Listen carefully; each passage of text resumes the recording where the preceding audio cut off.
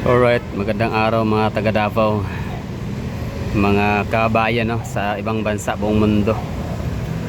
So, buong Pilipinas, kumusta ho kayo no? Sana ay okay ho yung araw ho ninyo. Sana ay okay ang lahat, walang karamdaman. Sa mga papunta sa rally, no, di ko alam kung people power ba no, pero wala eh. Hindi tayo pwede talagang mag people power.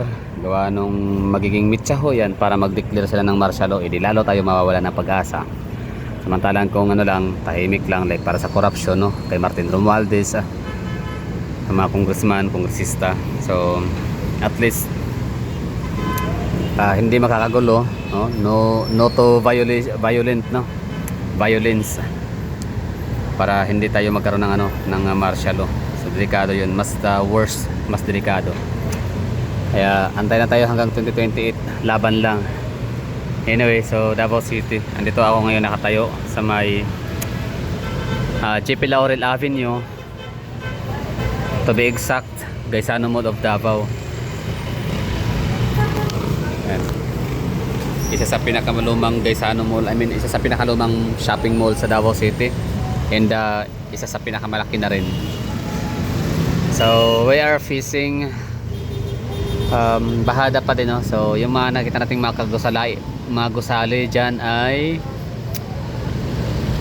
Price Tower building business, Price Tower business building or business park. Tapos yan mga Abresa Tower sa may Ayala area, Ayala Business District so yan, iyon tower naman to. Ayan, so Davao City, okay yung ano natin dito, klima, hindi masyadong mainit, walang araw masyado no, hindi, wala ding ulan, so tama lang din. So fair weather kami dito ngayon sa Davao City. So sana kayo okay kayo dyan. Kung mayroon kayong karamdaman, uminom ng tamang gamot at pahinga syempre. So health is wealth no, huwag nyong hayaan na may mangyari sa inyo hindi maganda, gawa nung aabangan pa natin ang 2028. Oo, kailangan nating maabutan maging presidente si VP Sara, dahil siya ay pag-asa ng bayan. Siyempre panigurado mas magiging maganda yung takbo ng ating bansa kapag siya yung mamumuno bilang presidente. So ngayon muna ay tayo no, dasal siyempre no, sama-samang dasal. Ipagdasal natin ang kaligtasan ng mga Duterte kay VP Sara. Siyempre kaligtasan din natin lahat. Ipagdasal ang Pilipinas, tsaka siyempre ipagdasal din natin na sana ay pagbigyan tayo no, na mawala na sa panggobyerno itong administrasyong Marcos. Hindi ko alam kung anong paraan sa paano paraan para sila ay mawala. Basta maximum tolerance din tayo no, titimpi muna tayo no, tiis muna at hanggang sa makatawid tayo papuntang 2028 presidential election. So sa likuran ko pala dito, pakita ko lang ang ating makita kung ano meron.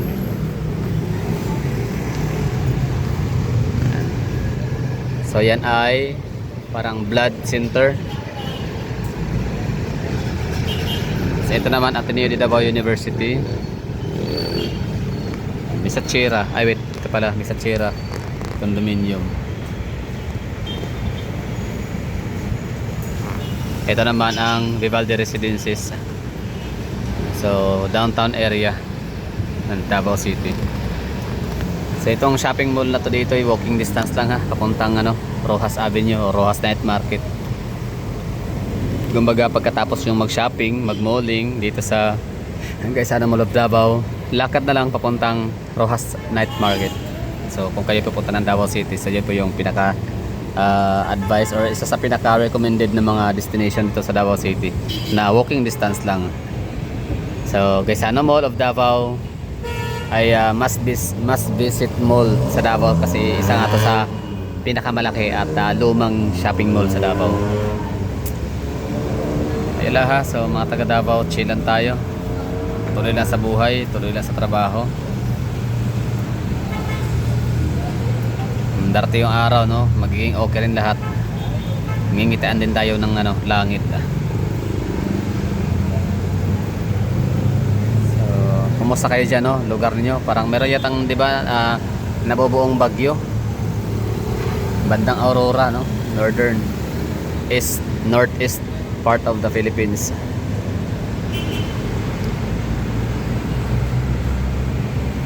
So time check tayo dito tanghali. I mean 11. Oh, wala pa masyadong traffic.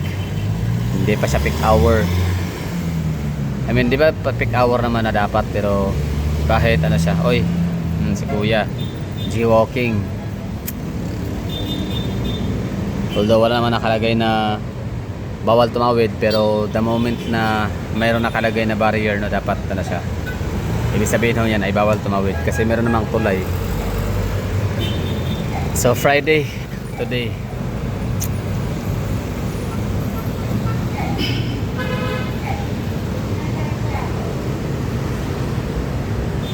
So dito na side, Burger King.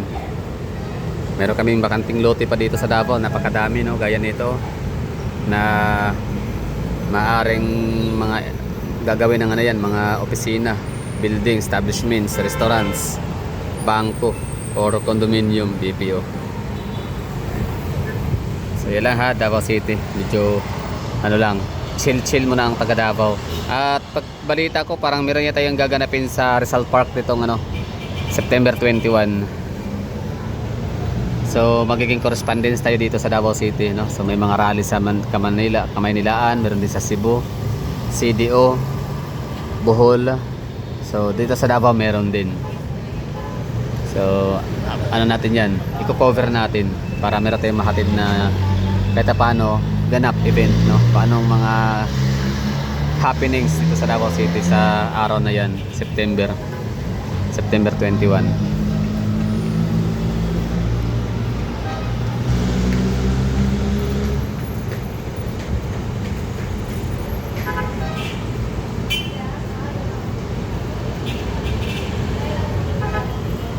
Para tandaan na dumadami na rin ang sobrang dami na ng sasakyan dito sa Davao City. Una is traffic during peak hour. And ito, may mga intersections and crossings na tayo na nagkakaroon na ng mga traffic lights installation. Kasi nga, dati wala naman tong ganito. Kasi nga, minimal or kunti lang, no? Ang mga sasakyan sa Davao. I mean, marami na rin naman pero hindi gaya sa level ngayon ng dami ng sasakyan sa Davao City na sumusobra na talaga. Sobrang sobra, like yun na nga, siksikan. Dati may mga certain areas lang sa mga kalye ng Davao City na traffic. Yun na yung may mga malapit sa eskwelahan, shopping malls, tsaka traffic lights. Pero ngayon hindi na, no? Lahat ng mga intersection, lahat ng mga bypass and the mga secret roads and the mga shortcuts, maging yung mga kalye na yon ay na rin congested, may traffic na din kasi nga lahat ng ayaw ma-trap sa traffic, kaya hahanap ng diversion. Pero yun,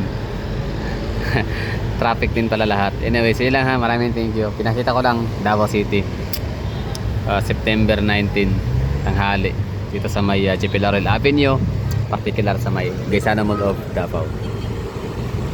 Ingat kayo lahat.